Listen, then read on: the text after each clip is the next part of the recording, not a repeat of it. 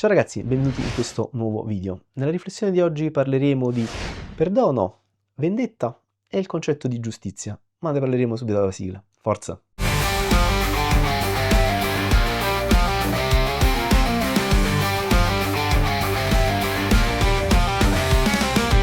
Spero che innanzitutto non siamo tutti quanti a rotolare a causa delle abbuffate fatte nelle festività. Le festività sono un momento particolare in cui ci si riunisce anche con persone che non vediamo da un po' di tempo, si ha modo di chiacchierare, di rincontrare vecchi amici e in generale di rispolverare il passato e vedere anche quello che è il futuro. Ho avuto occasione di parlare con diversi amici prendendo caffè e quant'altro e sono saltate fuori delle riflessioni abbastanza interessanti. Io in genere non amo chiacchierare troppo di attualità, eppure ci sono degli argomenti di attualità che hanno dato spunto per alcune riflessioni e in più alcune vicende personali successe da amici che mi hanno fatto riflettere. Alcuni argomenti vi potranno sembrare scollegati tra di loro, ma in realtà vi sto semplicemente raccontando quello che è il mio punto di vista e il mio modo di vedere il mondo. Partiamo quindi un po' dalla prima chiacchierata della giornata e riguarda alcuni fatti di cronaca, non sto a specificare quali, si parla di gossip e come al solito si torna a parlare di gogna mediatica. In questo caso però giustificata dalla possibilità che ci siano insomma dei reati commessi. E ho due amici e ognuno di loro aveva un punto di vista differente sulla questione e anche io ho il mio punto di vista.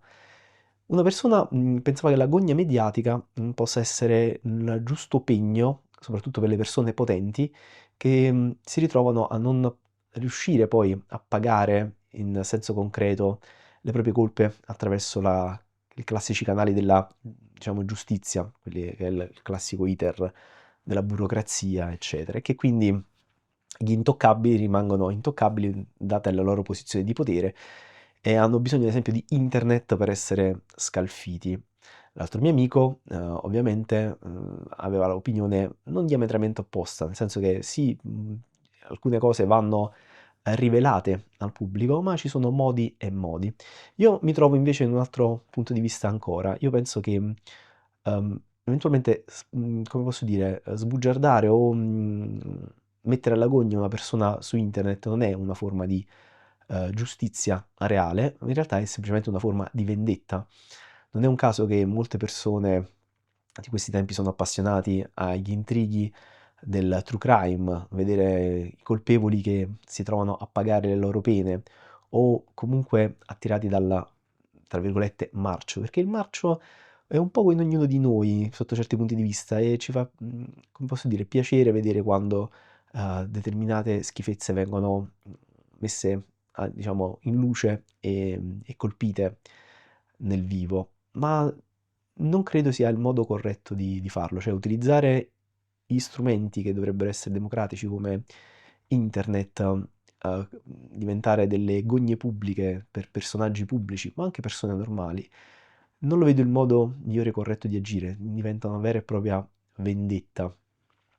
Facciamo un esempio poi, alcune volte questi tipi di vendetta non hanno neanche senso. In un periodo in cui internet è diventato come i media tradizionali, in cui il rage bait diventa il motore trainante oramai della rete, fare rage bait basta ad esempio pigliare un video di un nonno che accarezza i propri nipoti da una caramella, scriverci sopra delle falsità del tipo pedofilo molesta i bambini all'interno di un parco per rovinare una vita, una diffamazione bella e buona e quindi finire anche in galera. Diciamo una situazione del genere è difficile, diciamo, dare ragione a qualcuno. Se si sbaglia bisogna pagare quando la cosa è reale, quando invece è una falsità è, diciamo, più complicato.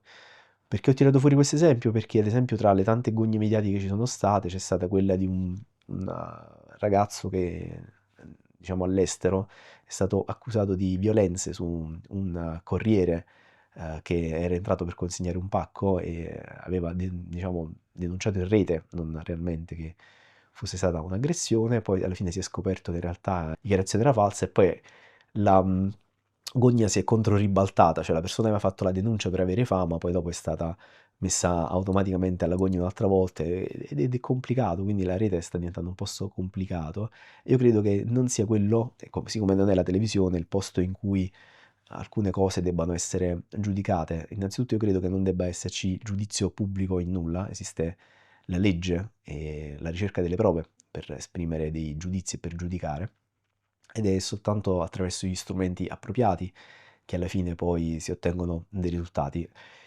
Perché dico questa cosa? Perché una gogna o un giudizio personale rimane sempre un parere personale, può creare problemi. Invece un mondo fatto di regole, in cui la legge ha delle regole chiare, che descrive esattamente che cosa è un reato e quali sono poi le modalità in cui questo reato va scontato, sono tutta un'altra storia. Vi faccio un esempio pratico, facciamo finta che io ho una videocamera davanti casa che riprende la vetrina del negozio, qualcuno rompe la vetrina del negozio e inizia a rubare. Ora, se io vado dalla polizia, porto il video e sporgo denuncia, quello è il modo corretto. Se io invece pubblico online il video del ladro, magari con la faccia, e lo espongo con nome e cognome, perché magari attraverso una ricerca di Google ho trovato quella faccia su qualche profilo di Facebook, a quel punto io, diciamo, sbugiardo e svergogno una persona e la umilio senza motivo.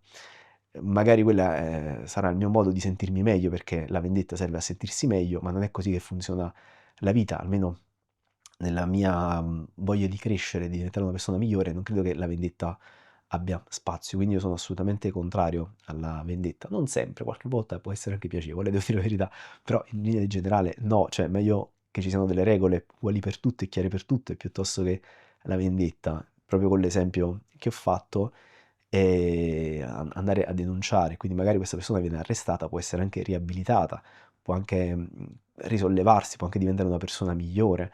Non è detto che uno che ruba per un giorno possa essere ladro per tutta la vita, si può cambiare. Io credo che le persone che commettono errori possono avere delle seconde possibilità, anche perché nessuno è immune a errori, gli errori capitano a seconda delle situazioni in cui ci si trova. Magari per l'omicidio è un po' peggio, però ci si può lavorare sopra su altre cose. E sul discorso che stavo facendo, che le persone possono cambiare, questo vale anche quando si rompono delle amicizie o si rompono degli affetti. Perché noi creiamo degli affetti, creiamo delle amicizie, creiamo dei legami con gli altri? Perché si basano su degli equilibri, su delle vicinanze, e può capitare che nella vita si possano commettere degli errori, magari qualcuno fa qualcosa che l'altro non si aspetta e quindi c'è un litigio, una rottura e un allontanamento. Sì, questo esempio non è casuale, c'è un'amica che ha avuto problemi col fidanzato e questa cosa mi ha fatto riflettere perché quando ci si allontana e poi si vuole riprendere un rapporto, è anche opportuno poi che la cosa non sia automatica. Bisogna attraversare una fase di cambiamento per poi ricevere, tra virgolette, il perdono. Mi spiego meglio. Non si parla di galera in questo caso, non si parla di carcere ovviamente, ma si parla semplicemente di legami tra le persone e quindi si parla di fiducia. Quando si vuole riottenere poi la fiducia di una persona bisogna anche dimostrare il proprio cambiamento, perché i fatti valgono più di 1000 parole. Non basta chiedere scusa per l'errore commesso. Se io ad esempio sbaglio con un amico, non basta che il giorno dopo mi presento con un regalo per farmi perdonare. Significa che devo trovare un modo diverso per riacquistare la fiducia di una persona, perché quando la fiducia si perde, dopo bisogna lavorare per guadagnarla di nuovo. Non è che basta chiedere scusa e in automatico la fiducia è, diciamo, ritornata come prima. È praticamente impossibile che sia così. E quindi questo lo dico per me, ma lo dico per chiunque nella vita commette degli errori, perché lo facciamo tutti. Non è impossibile farsi perdonare, ma è importante crescere, cambiare e dimostrare di essere persone diverse. La crescita è una cosa fondamentale per tutti e affrontare una discussione da persona matura lo è ancora di più. Quindi magari quando si discute è meglio evitare di dire parolacce e di dire cose di cui dopo ci si pente ed è difficile rimediare.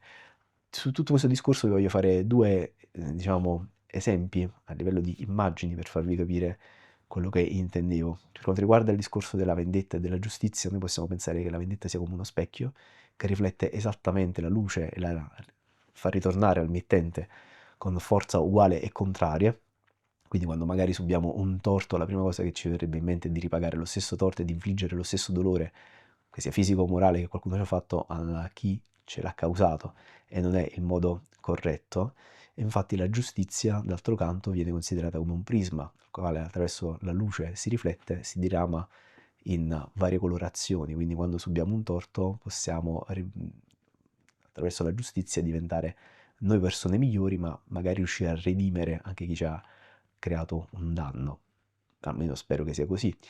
L'altro discorso invece riguarda la fiducia. La fiducia è come uno steccato, se noi ci iniziamo a piantare dei chiodi dentro e poi chiediamo scusa, togliamo i chiodi dallo steccato, ma i buchi rimangono tale e quale. E allo stesso modo, per rimediare, non basta semplicemente togliere i chiodi, ma bisogna cercare veramente di riparare lo steccato. Magari non sono un falegname, ma potrei provare con dello stucco, potrei provare a riempirli con qualcos'altro, potrei riempirli d'oro come fanno i giapponesi col kintsugi e quindi magari dare anche un valore migliore allo steccato, oppure potrei finire di scassare lo steccato e creare qualcosa di diverso, magari una scultura di legno, non lo so, non ho idea.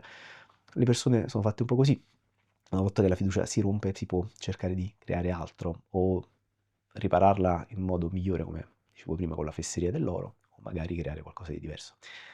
Questo discorso avrà senso per voi? Spero di sì. Per me ne ha molto, è diciamo, un grande punto di riflessione su diversi aspetti. Vi ho espresso quello che è più o meno il mio modo di vedere il mondo e quindi sia il fatto che molte cose possono essere perdonate, sia il fatto che sono più favorevole a una sorta di giustizia che di vendetta, anche se non sono del tutto contrario alla vendetta. Comunque se questo video vi ha intrattenuto, fatto compagnia o semplicemente fatto piacere, potete mettere un like, iscrivervi al canale e condividerlo con i vostri amici per darmi una mano a far crescere il canale. Sono curioso di sapere la vostra personale riflessione, le vostre esperienze su argomenti del genere, magari nei commenti, così riusciamo a fare una discussione un po' più sensata e a tirarne qualche regola che possa aiutarci a crescere come persone.